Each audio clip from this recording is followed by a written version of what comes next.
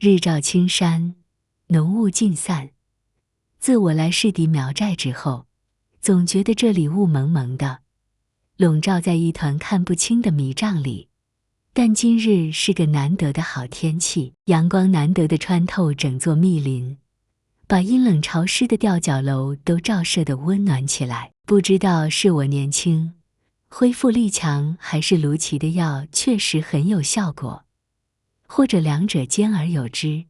总之我的脚伤已经好得差不多，虽说依然不能久站，但日常短距离的行走是没有问题的。前几日卢奇说已经可以拆掉夹板，但是被我拒绝了。我坐在床边，尝试着活动了一下踝骨，骨头不再错位，也没有痛感，一切都好像恢复了正常。正在这时，房门外传来铁锁打开的声音，紧接着是推门而入的沈建清。他今天看起来格外精神，手里还捧着一套墨色的苗符。我下意识缩了缩脚，把已经好起来的右脚给藏起来。沈建清却像是能看穿我的心思一般，很关切地问：脚还痛吗？我沉默了一会儿，不看他，只回答：还是有点痛的。是吗？沈建清说着，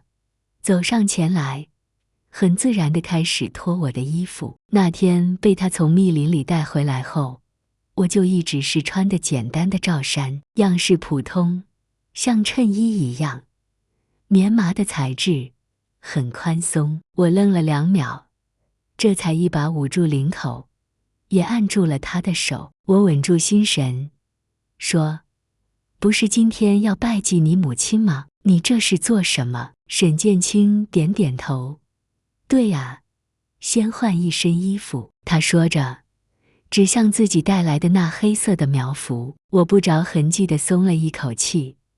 我可以自己来。沈建清呲开牙笑起来，眼里却全是促狭的光。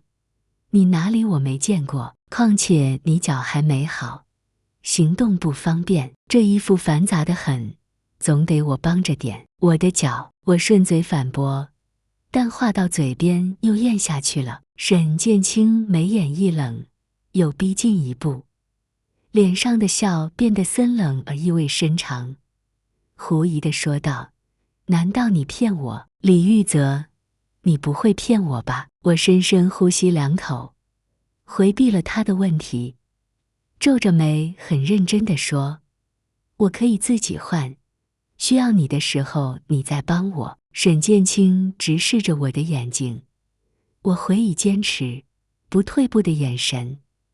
他研判地审视了2秒，然后退开，却没有出去回避的意思。没关系，反正就像他说的，再亲密的事情都已经发生过了，他要看就随他去。我手掌里全是汗，在心里默念着，尽量忽视沈建清的存在，但他灼热的目光存在感实在太强。在我脱下衣服背对他的时候，我感觉后背都要被他用眼睛烧出2个洞来。原来这就是如芒刺背的感觉。我赶紧抖开他带来的苗符，胡乱地往身上套。可越是紧张，越是慌乱，就越容易出错。不知怎么的，那个看起来简简单单的苗符总是穿不好。我脑袋套进了口子里，可却怎么也套不出去，反倒是自己纠缠在衣服里。我心里更急，呵呵。忽然一声很轻的笑就响在我身后，靠拢的躯体即使没有贴近，但燥热的温度还是破空而来。我浑身一僵，沈建清的手贴在我赤裸的脊背上，顺着脊椎一路向上，探到了我的后脖梗。他的手并不冷，相反还是干燥温暖的，但我还是忍不住一个机灵，鸡皮疙瘩顺着他的手一路绽开。我的头拢在衣服里，呼吸有些不顺畅，脸憋得通红。我就说我来帮你吧，你却不要。他的声音很低，像是压着什么样东西。沈建清的手探进衣服里，坚定地摸索着，像是一个引导者，使我在乱成一团的衣服里忽然眼前一亮，找到了出口。我压着领口穿好衣服，局促地咳嗽一声，毕竟穿衣服把自己绕在里面，怎么想都是一件愚蠢的事情。我们什么时候出发？不急。沈建清却低头凝视着我，准确地说，是低头凝视着我身上的衣服。你穿这件衣服真好看。屋子里没有镜子，但我只是低头看看就能看出身上这件苗服的与众不同。它以黑色为底，华贵庄严，胸襟、两袖以金线为主，彩线为辅，绣出了花朵、祥云与蝴蝶。那蝴蝶栩栩如生，振翅欲飞，如活物一般。是不是很贵重？我想到自己刚刚在衣服里一顿乱扯，登时后怕起来，做事想要脱下来。这么贵重的衣服被我弄坏了，我可怎么赔他？沈建清按住我的肩膀，说：“这身衣服是我母亲做给我父亲的。”我很惊讶地看向他：“那你很好看吧？”我母亲花了1年的时间才做好。上面的刺绣都是他一针一针挑出来的。沈建清说着，抚摸着胸襟上的纹路，神色莫名。可惜刚做好没多久，我父亲都没来得及穿，就去世了。这么华美精致的苗服，是一个女子为了心上人一针一线赶制出来的，每一寸都凝聚着心血。可惜，她还没见着心上人穿上，那人便离世而去。沈建清撩起眼皮，握着我的肩膀，神情中带着恳求：“李玉泽，你让我母亲看看好吗？她生前没见着我父亲穿，现在见着你穿得这么好看，肯定心里也会很开心的。”我刚一点头，就被沈建清猛地拉进怀里。我看不清他的表情，但听到他沉闷的声音，带着委屈地响在耳边：“谢谢你，李玉泽。”这一刻，我忽然想，他也只不过是个刚刚成年的孩子，没有父母教导，难免行差踏错。我只是同情他而已，但我并没有接受他，也没有接受现在这种生活。我任由沈建清抱着，余光忽然瞥见在墙角，贼兮兮地握着一点红色的影子，是那只叫红红的虫子。它在角落里手舞足蹈地挥舞着四肢，很欢喜的样子。注意到我的目光，它整只虫一顿，然后一溜烟顺着墙角快速地消失不见。怎么了？沈建清问。我摇了摇头，只说：“别耽误了，我们走吧。”红绢带系满桥头，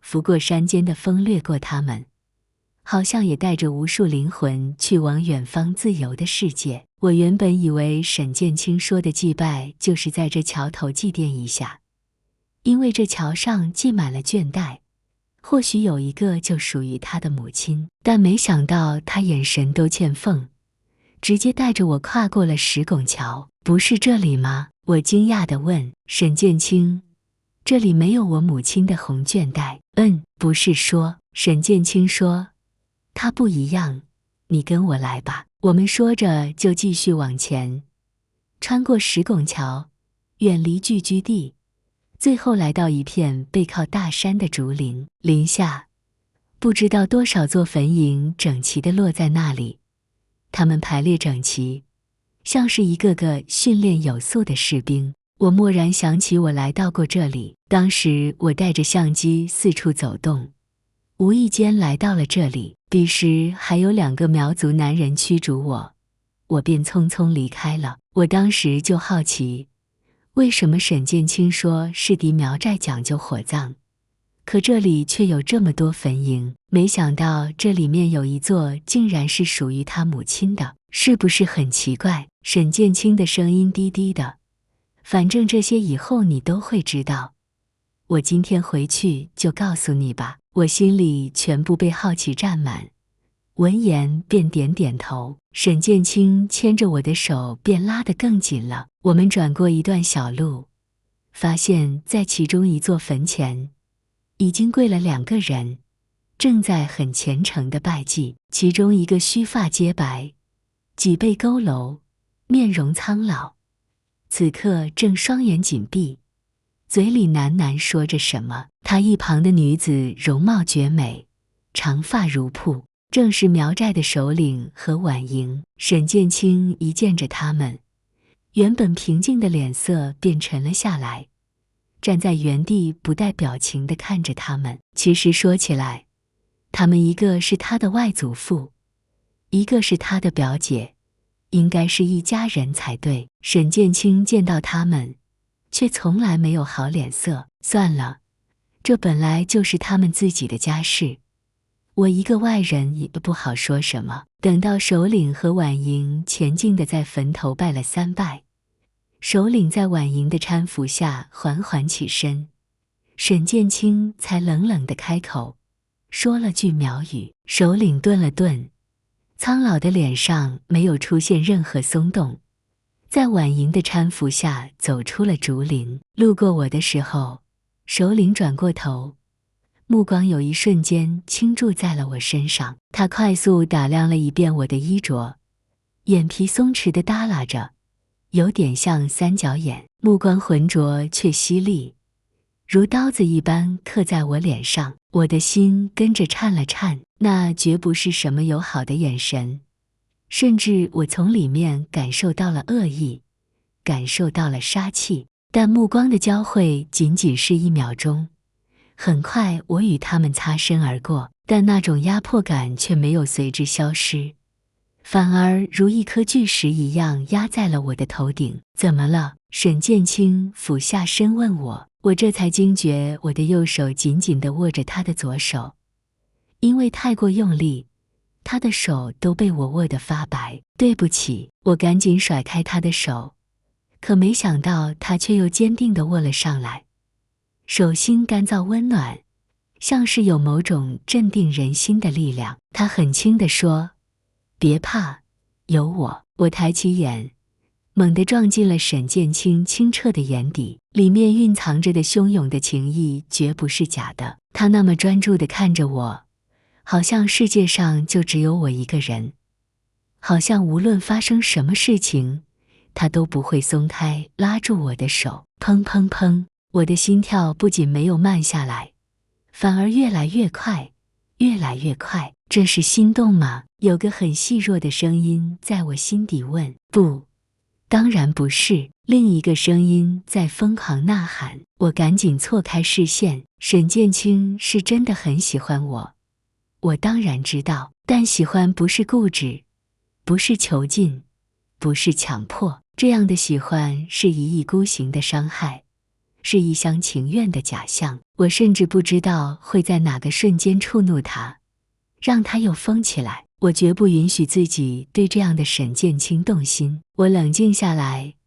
压住了心底的那一点悸动，说：“快去看看你母亲吧。”沈建清带着我来到了刚刚首领和婉莹祭拜的坟前。这坟茔很简单，只是立着个很朴素的石碑，上面刻着弯曲盘绕的描文，应该是他母亲的名字。坟前还摆放着几个新鲜的果子，上面带着水珠，也是首领他们带来的。沈建清却嫌恶地瞥了一眼，抄起来就扔向了别处，真是有点小孩子气。沈建清端端正正地跪下，拿出他准备好的祭品，絮絮叨叨地说了起来：“李玉泽，你过来。”沈建清忽然回头，向我招招手。我配合着上前几步，离得近了，他一把抄住我的手，强硬的不容拒绝的拉着我一起跪下来。我心里微微有些抗拒，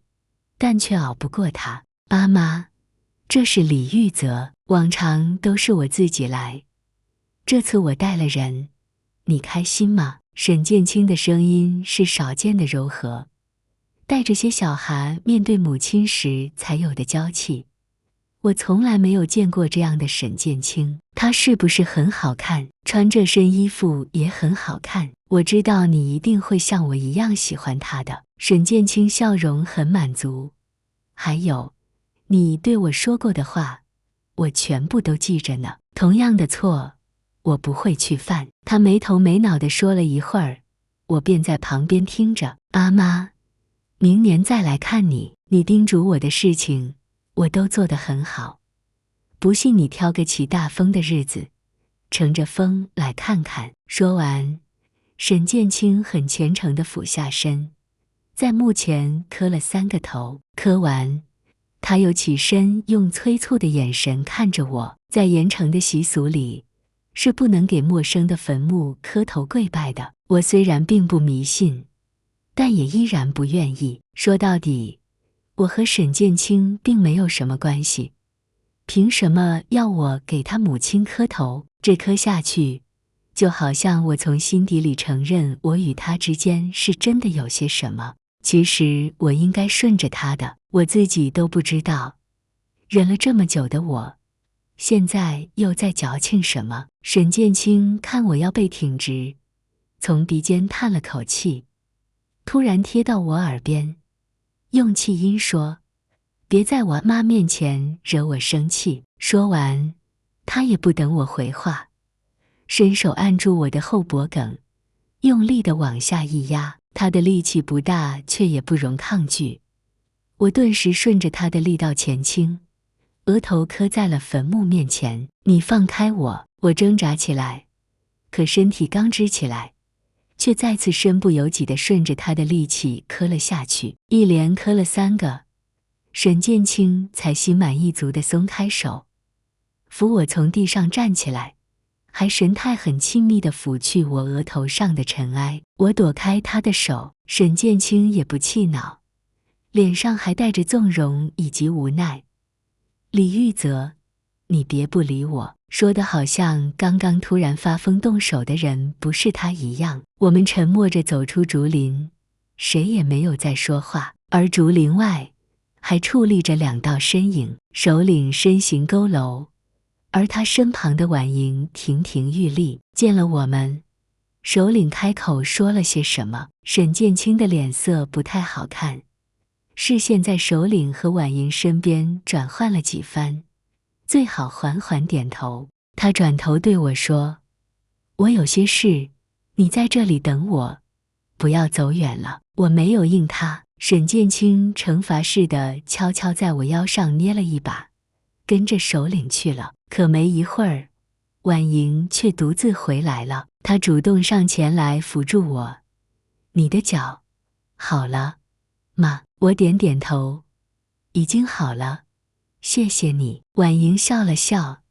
突然说：“你穿这身苗服真好看，难怪沈剑清会喜欢你。我也忍不住会喜欢你的。”苗人一向这么热情直白，我艰难地挤出一个笑意。婉莹却接着说：“这是阿青姑姑留给沈思源阿奈的衣服吧？”阿青，这是沈剑清母亲的名字。我想起在士迪山里，他介绍自己名字时说的“看见的见，阿青的青”，原来这个青是取自他母亲的名字。婉莹突然眼里流露出同情来，说：“你和沈思源阿奈真的很像，都像笼中的鸟儿。”我猛地转头看他，笼中的鸟儿，沈思源。一瞬间，我联想到了很多事情，或许是看出了我脸上的震惊。婉莹解释说：“难道他没有告诉你，沈思源阿奈死得好可怜，一辈子都没有踏出吊脚楼？那个沈思源，上一个闯入苗寨的人，那个在沈剑清的故事里与他母亲很相爱的人，一辈子没有踏出过吊脚楼，这是相爱。”我本来以为没有什么能让我感到荒谬了，但婉莹短短几句话再次改变了我的想象。就在这时，婉莹附在我耳边，很低很低地说了一句话：“我当时睁大了眼睛，可下一秒，一声清冷又低沉的声音响在身后：“你们在做什么？”我浑身的汗毛下意识炸开，做贼心虚般与婉莹拉开距离，惴惴不安的不敢回头去看沈剑清，怕他从我躲闪的眼神里发现刚刚我们交谈的端倪。沈剑清大踏步上前，一把扯过我的胳膊，一手揽在我腰上，回头警告似的看向婉莹。婉莹眨了眨眼，漂亮的瞳孔里没有丝毫心虚。她刚刚摔倒了，我扶一下。不得不说，婉莹撒谎起来也是脸不红心不跳。是这样，沈剑清低头问我，我尽量回视他的眼睛，很坚定地点头。是，我也做得不错。回去的路上，我一直都在想婉莹对我说的话，心跳都快飞起来。每一次无意间和沈剑清对视，我都努力地装作若无其事的样子。婉莹附在我耳边，很低很轻，但是很有蛊惑力地问我：“你想不想离开这里？”我想不想离开这个问题的答案毋庸置疑，我没有一刻不想离开这里。或许这里风景宜人，山水如画，但欣赏这一切的基础是建立在自由之上的。当一个人没有了自由，就不会有任何心思去关心外界的东西。至于沈剑清，他从来就不在我规划的未来范围里，他应该有一个更加合适的伴侣。不管是谁，那个人不会是我。可怎么离开呢？之前从来没有人提出过帮助我，但现在有了婉莹，我应不应该相信她？说到底，我沦落到今天，不就是因为太过天真，太容易轻信别人吗？可他没有骗我的理由啊，他能够从我身上得到什么吗？欺骗我对他来说应该没有任何好处，而且我现在已经没有其他路可以选择了，我只能相信他，相信他可以帮我离开这里。一念及此，我心里已经隐隐有了答案，不管他是不是骗我，我只能赌了。在想什么？眼神轻飘飘的，沈剑清的声音突然响起，我心里一突，思绪陡然回转。没什么，我镇定地回视他，尽全力让自己的眼神不闪躲。沈剑清挑着眉，吐出的话让我不寒而栗：“你该不会在想怎么离开我吧？”我如遭雷击，立时汗毛倒竖，心底发虚。是我暴露了什么让他怀疑了？他这话是玩笑还是真的察觉到了什么？正当我不知道怎么回答的时候，沈剑清却率先笑了起来，如阴云的脸色瞬间就舒展开。吓你呢？我松了口气，但却笑不出来。这个时候无论说什么都是错，我索性不再说话。远处的山如轻带一瞥，我有点好奇山的那边是什么了。我们很快来到田垄上，烈日正高悬，阳光倾洒在地面，驱走了寨子里积郁已久的浊气。田地里有几个身着苗服的人在劳动，他们腰背佝偻着，在收割着土地里的东西。田垄边已经垒了一座座小山，那就是他们的收获。我忽然看到其中有两个很眼熟的身影，卢奇和阿宋。卢奇已经50多岁，脸上全是褶皱，黝黑的皮里是岁月沉淀的痕迹。这个年龄，外面很多人都已经临近退休，或者早就过上了享福的生活，但他还在忙忙碌碌。阿宋人高马大的跟在他身后，却是懵懵懂懂的样子。他眼神清澈如婴童，里面一丝杂质也没有，与我之前在审判场上看到的坚毅决绝的模样判若两人。卢奇扯过地里的一块瓜果，在衣服上擦干净了递给阿宋。阿宋傻兮兮地笑了笑，接过来啃了一口，什么也不说，亦步亦趋地跟着卢奇。卢奇伸出手，很怜爱地摸了摸阿宋的头颅，眼中的神色不知是喜是苦。这就是蛊毒发作之后的下场吗？我指着对外界茫然无知的阿宋，心里有些难过。沈剑清说，蛊虫啃噬了他的大脑，但我猜卢奇应该是用了什么办法，控制住了蛊虫，让阿宋没有完全成为依据蛊虫的躯壳。但他现在这样，像个不能自理的孩子，只知道最基本的生理活动，就真的是好吗？我没有成为父亲，也不能体会父亲对子女的爱，但看卢奇那苍老却依然心满意足的模样，我想对于他来说，宁愿儿子永远这样，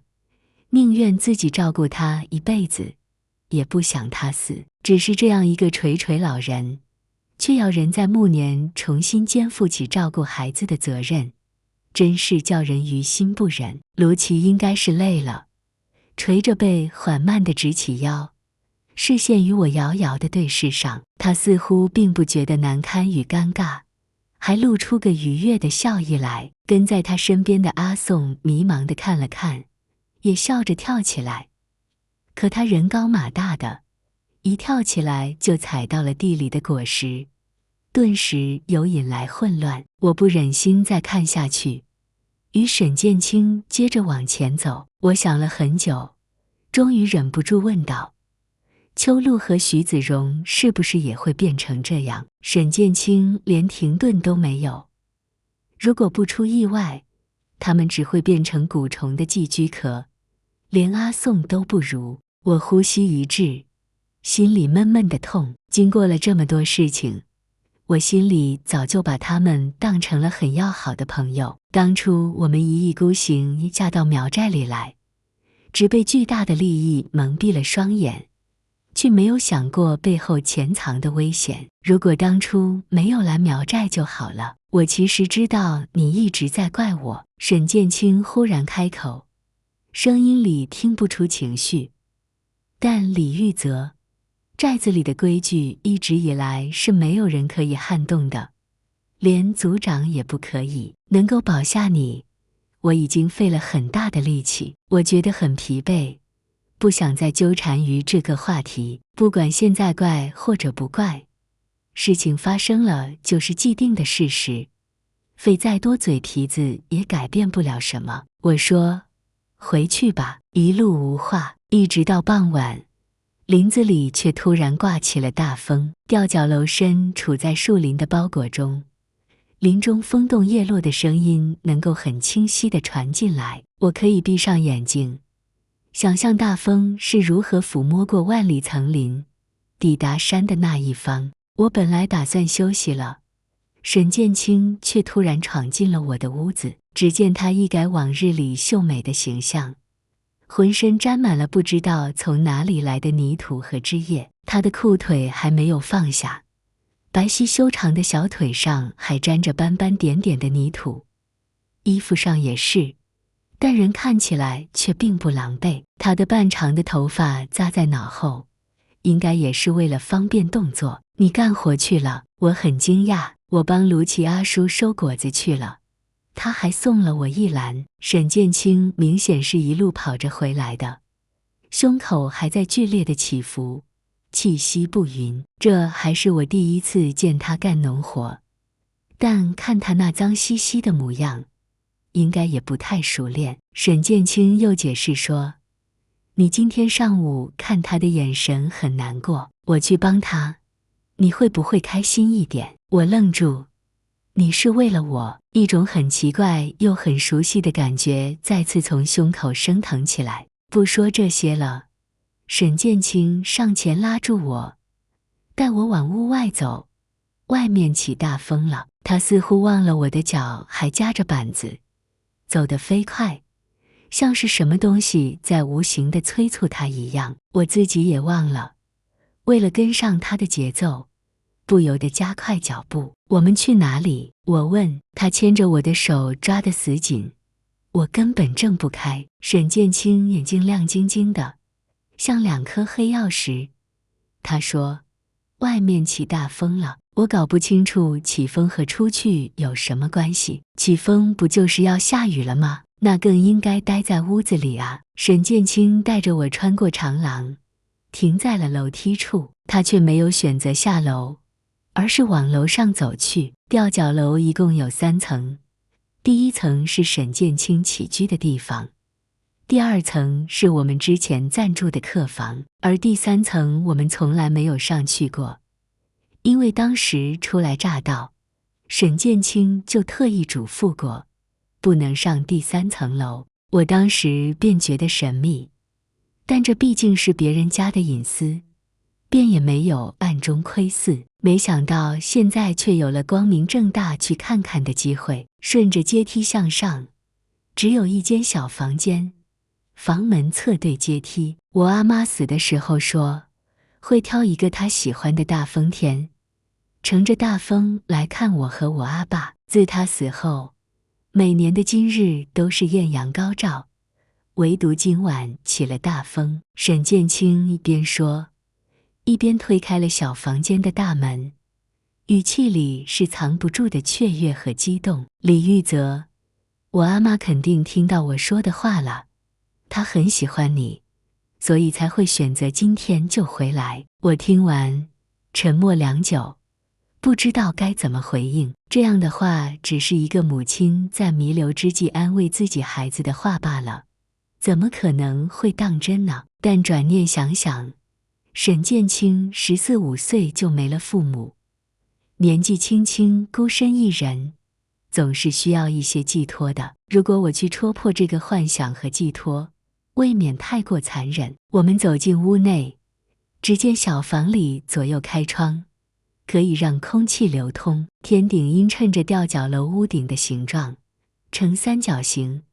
抬起头，我还隐隐能够看到铺在上面的青瓦。沈剑清迅速左右推开窗户，外面穿林而过的风立刻钻了进来，吹得人神清气爽，耳边有呼呼风声，室内沉闷污浊的气息顿时一扫而空。屋内陈设很简单，只在前面靠墙摆着一张供桌样式的桌子，桌上陈列着一只方形的木盒，而在木盒边是那个我曾经见过的沈剑清的骨钟。这些东西摆在这里实在诡异，我想不通沈剑清带我来这里做什么，不由问，这里是做什么的？沈剑清靠在窗边，回头看我，吹拂而来的风让他的头发不断翻飞，如轻盈的蝴蝶，沾着泥土的脸却神采飞扬。他灿然一笑，美貌拥有着蛊惑人心的力量，让我忍不住心间微颤。不论其他，这一幕如果能够入画，一定可以流传万世。在绝美的画面中，沈剑清说，我阿爸就在那个盒子里。玉泽，你答应我吗？答应我吗？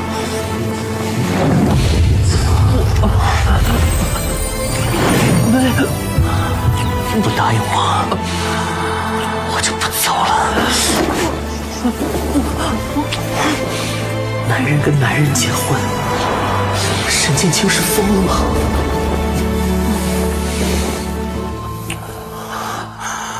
李玉泽，你愿意吗？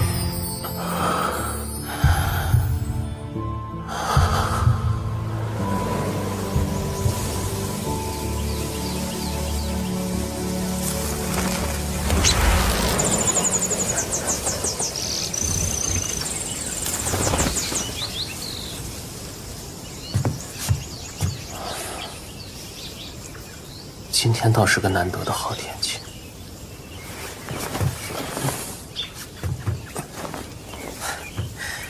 脚伤也好的差不多了，卢奇的药确实很有效果。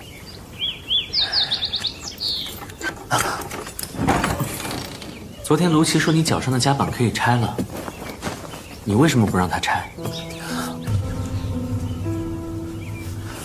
拆不拆有什么区别？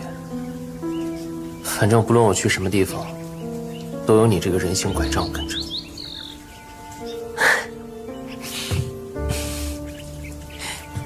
你脚还疼吗？还是有点疼的。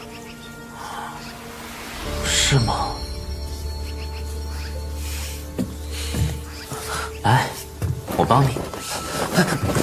你脱我衣服干什么？不是说今天要拜祭你母亲吗？你这是做什么？对啊，先换一身衣服。喏，我刚给你拿来的。黑色的苗服啊，我可以自己来。你身上我哪里没见过？况且你脚还没好，行动不方便。这衣服穿起来麻烦得很，总得我帮着点。我脚已经……你的脚怎么？难道你的脚已经好了？你在骗我？李玉泽，你不会骗我吧？我可以自己换，需要你的时候，你再帮我。真的？真的，你没骗我？我可以自己换。那你换吧。哦。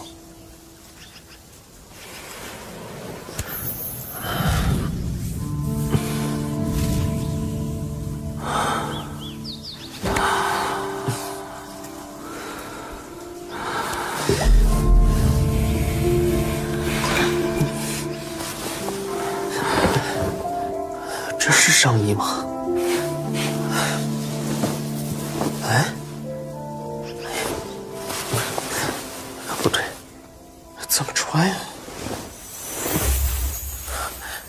这里是袖子吗？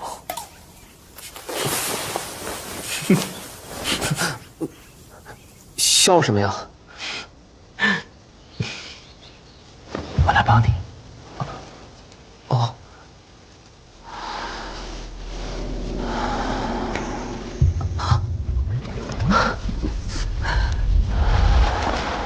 沈剑清的手在我后背上。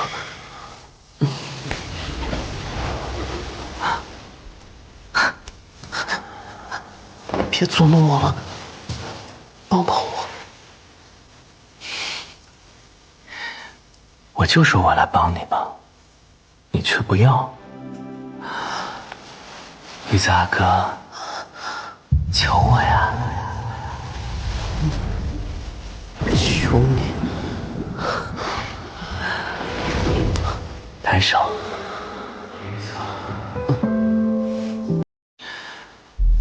这里放松，别夹那么紧。你想什么呢？胳膊放松。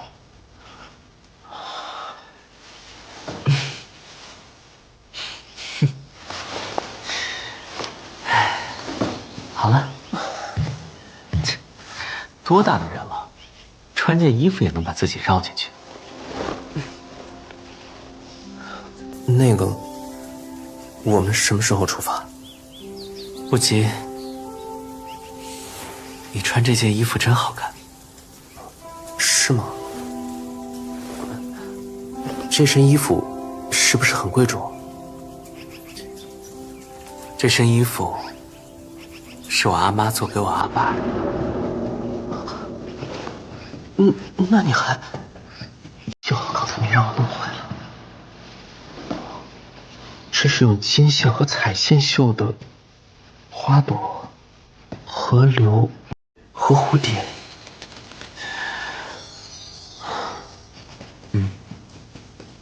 很好看吧？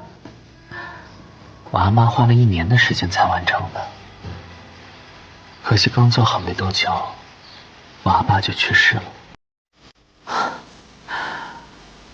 他都没来得及穿上。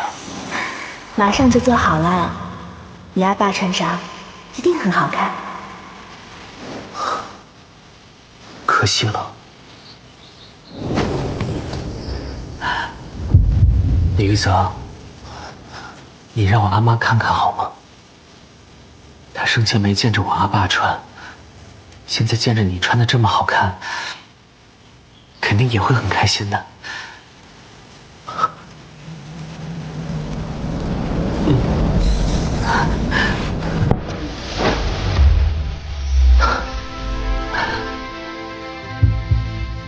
玉泽，谢谢。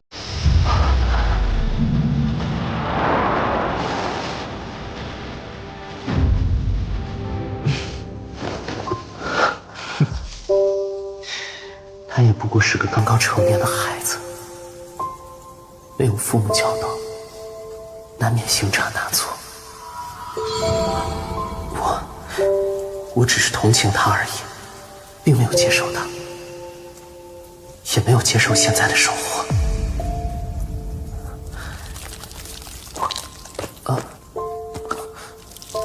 那只红色的虫子在兴奋个什么呀？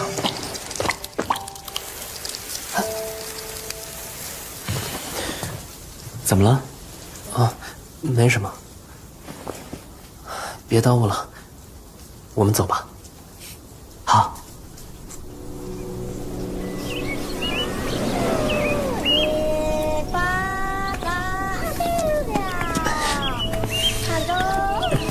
我扶着你，走慢点，不着急。好。我的脚现在走路已经不成问题了，不过为了避免节外生枝，还是先瞒着沈剑清为好。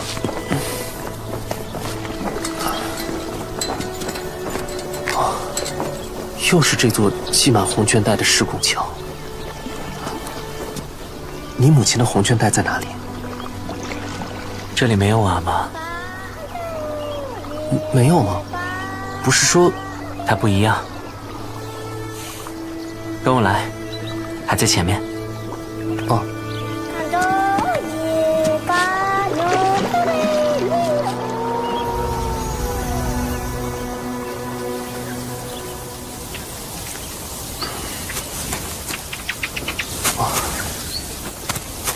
好大一片竹林啊！你阿妈葬在这里？是不是觉得很奇怪？我阿爸葬在桥上，我阿妈却葬在这里。反正这些以后你都会知道。我现在就告诉你。怎么了？婉莹姑娘，还有族长。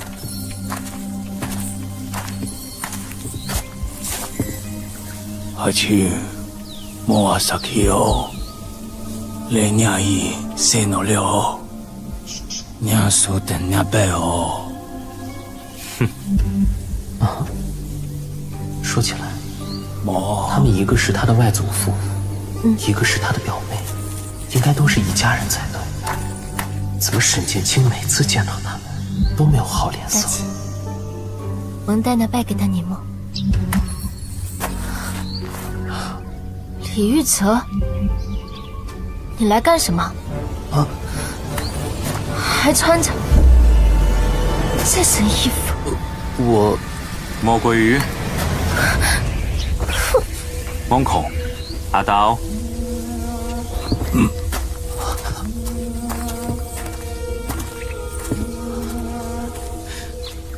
怎么了？把我的手握得那么紧。对不起。别怕，有我。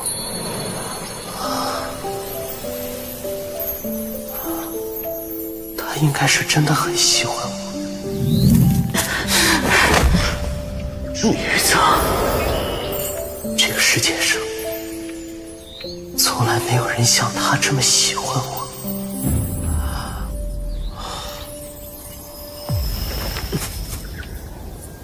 快去看你阿妈吧。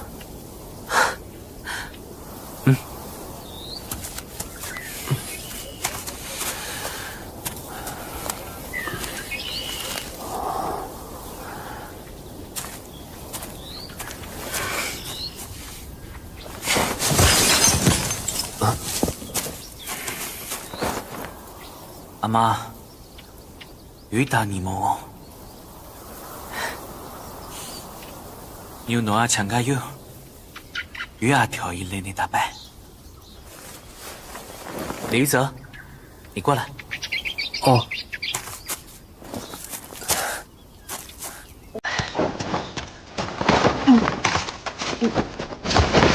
你怎么拉着我一起跪下了呢？阿妈，这是李一泽，往常都是我自己来，这次我带了人，你开心吗？他是不是很好看？穿这身衣服也很好看吧？我就知道，你一定会像我一样喜欢他的。还有，你对我说过的话，我全都记着呢。同样的错，我不会去犯。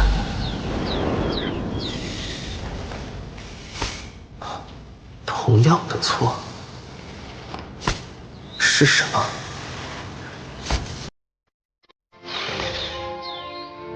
阿妈，你盯着我的事情，我都做得很好。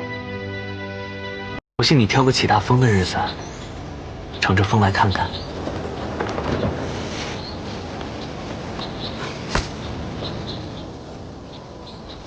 嗯，我也要磕头。当然，在我们盐城的习俗里，是不能给陌生的坟墓跪拜磕头的。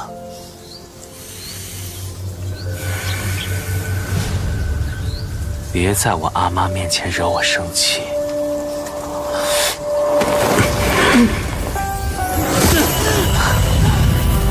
泪意，哦，泪西下。李玉泽，我好喜欢你，你既喜好，你是不是也有点喜欢我？你放开我！沈剑清，泪后，鱼户提莫。我如果认定了一个人，雷拿固崩，到死都不会改。沈剑清，李玉泽，这辈子我都要跟你缠在一起，别想着离开我。泪白，你别怕，牢记一载。如果他们还敢欺负你，牢蒙来路，我肯定不会袖手旁观。李玉泽，余杭墨，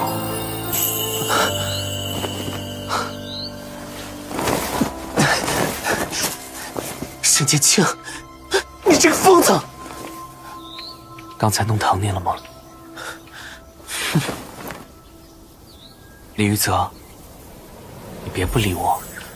我说的好像刚刚发疯的人不是你一样。哼！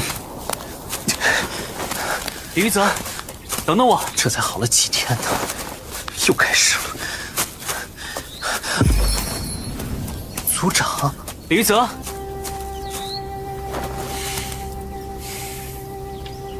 摸手拿阿白蒙，你哪还？杨 Q 有冇好？有冇啰嗦？也不理。我冇叫伊好。摸底娘狗。我有点事，你在这里等我，不要走远了。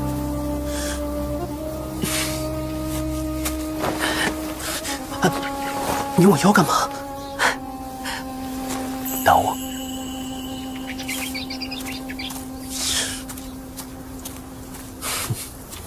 你让我等我就等，真是。你的脚好了吗？已经好了，谢谢你。你穿这身苗服真好看，难怪沈剑清会喜欢你。我也忍不住会喜欢你的。是吗？这是 Dating 留给沈思源阿奈的衣服。Dating 就是阿青姑姑的意思。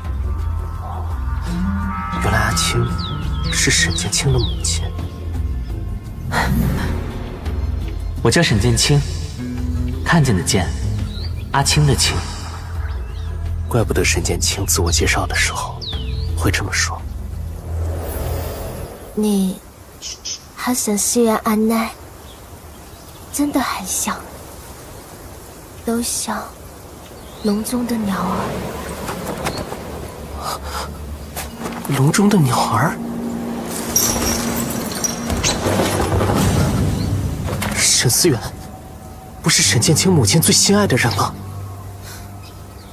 难道他没有告诉你，沈思源安奈死得好可怜，一辈子都没有踏出吊脚楼。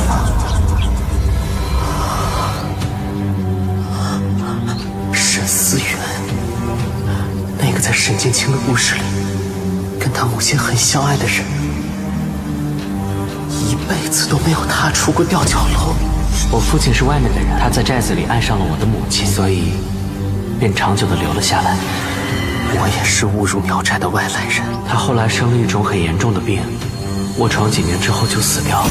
我也摔断了腿，只能在吊脚楼里卧床静养。我很感激他留下了那条铁锁，让我能遇见你。那条铁锁已经被沈剑清毁了。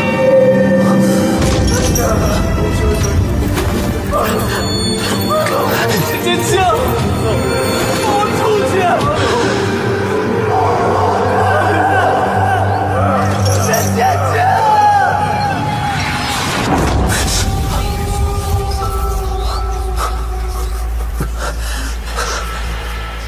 这就是沈剑清口中的小安。总有一天，我也会像沈思源一样被困住，然后发疯死掉。外面没有人会知道。不行，我不能坐以待毙。你想不想离开这里？什么？你在做什么？没。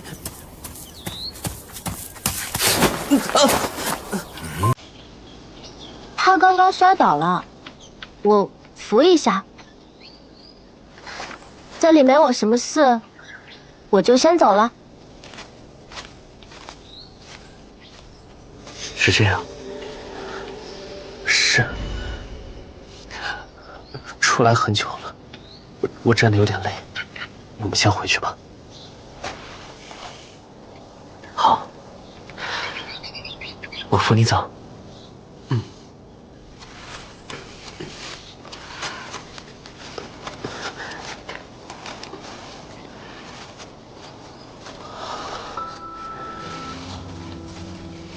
我一定要离开这里，但是婉莹可信吗？在想什么？眼神轻飘飘的。没什么。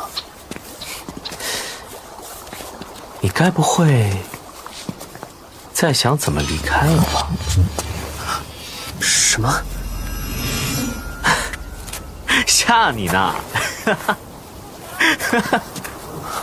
不好笑吗？别开这种玩笑。哎呦，你都弄我啊！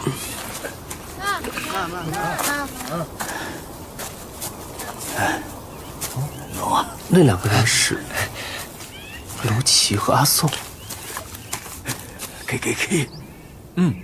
阿宋怎么看起来痴痴傻傻的？这就是蛊毒发作之后的下场吗？蛊虫已经啃噬了他的大脑，但我猜卢奇应该是用了什么办法控制住了蛊虫，让阿宋没有完全成为一具行尸走肉。但他现在这样，像个生活不能自理的孩子，对他就真的好吗？至少卢奇看起来是心满意足的吧？我们有句话叫子欲养而亲不待，没想到在这里看到了另一幅光景。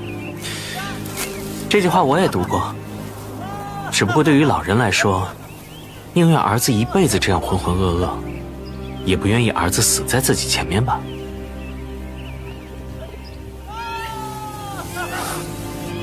别看了，走吧。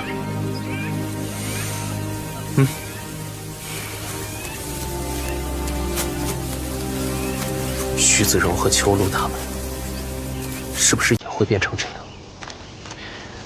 如果不出意外，他们只会变成蛊虫的寄居壳，连阿宋都不如。如果当初没有来苗寨就好了。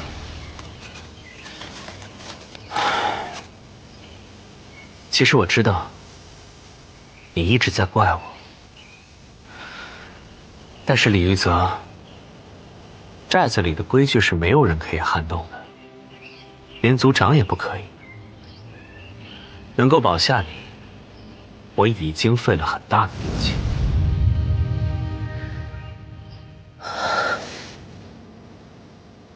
回去吧。好。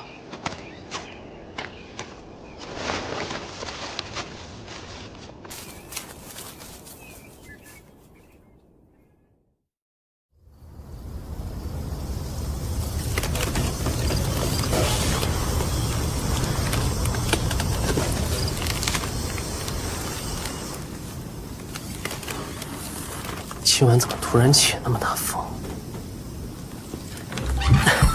李玉泽，你睡了吗？刚打算睡，怎么了？你脸上怎么都是土？衣服上也是。你在泥地里打滚了？我干活去了，帮卢奇阿叔收果子，他还送了我一篮。你看，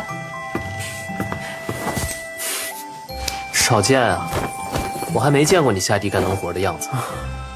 看你这弄得浑身脏兮兮的，业务不太熟练吧？很少。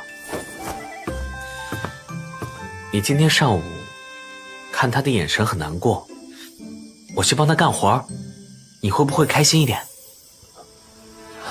你是为了我？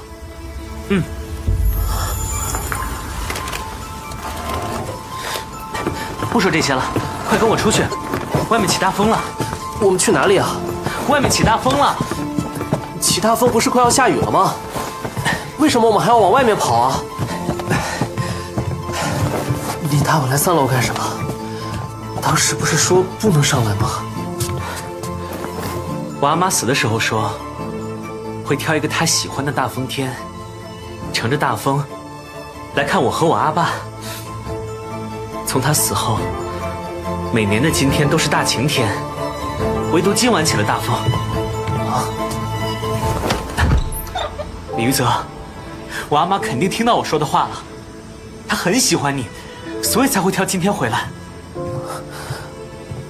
这只不过是一个母亲在弥留之际安慰自己孩子的话罢了。李玉泽，啊？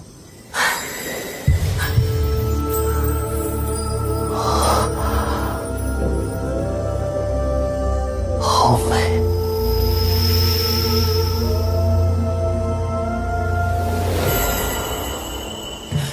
你听，是阿妈在跟我说话。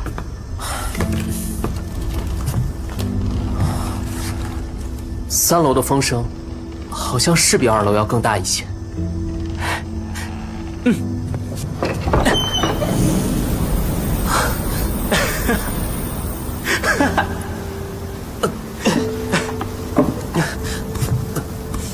这只木盒是我阿爸就在这个盒子里。你阿爸？这是骨灰盒？可是你为什么不把它埋了，或者按照习俗撒进河里？怎么一直藏在3楼？我原本也是这么想的，但我阿妈舍不得。从我有记忆开始，我阿爸就一直卧床，我很少见到他，因为他的房门总是关着，我母亲也不让我去打扰他。但我知道，他们肯定很相爱，因为我阿妈总爱给我讲她和阿爸的故事，讲她怎么救下失足落崖的阿爸，讲他们怎么一见钟情，讲阿爸专门搭了铁索来与她相会。次讲这些，阿妈的眼里就亮闪闪的，像是有星星在里面。阿青姑娘，我小时候不懂阿妈的心情，谢谢你救了我。但现在好像渐渐明白了。我不知道应该怎么报答你，但只要我能给，我都可以满足你。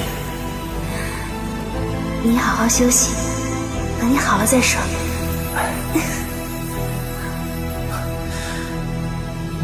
既然那么相爱，为什么不让你父亲自由出入，而是要把他关在房间里？关？那不是关。阿爸后来生病了，脑子出了些问题，总是容易乱跑迷路。我阿妈说，她很担心哪一天会再也看不到阿爸了，所以才会这样保护他。我阿妈临死都舍不得阿爸，所以要我把他的骨灰保存在家里，这样他以后回来，总还能再看看他。这么舍不得分开，可他还是被独自埋进了坟墓里。当时我还小，拗不过他们，不过没关系，过不了多久，我就能做整个苗寨的主了。阿青的言传身教，让沈剑清对感情的认知都是畸形的。他以为爱一个人，就是偏执的把他锁在身边，这根本就是病态的占有欲。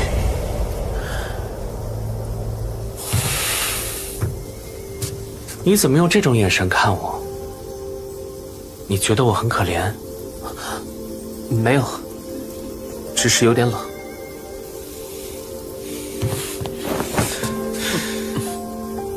你可怜我也没关系，你最好一直可怜我，这样你就不忍心离开了。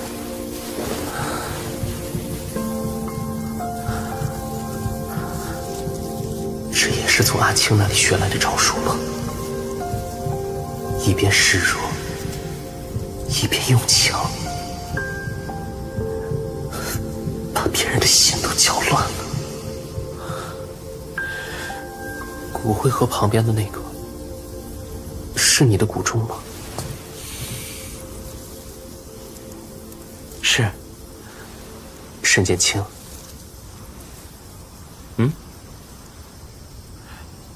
那你会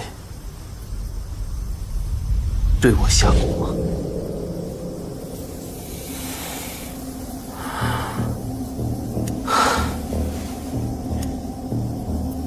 李玉泽，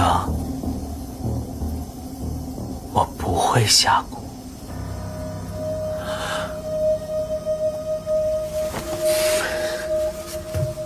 算了，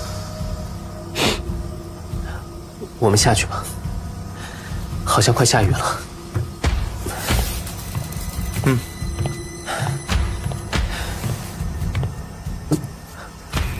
怎么不走啊？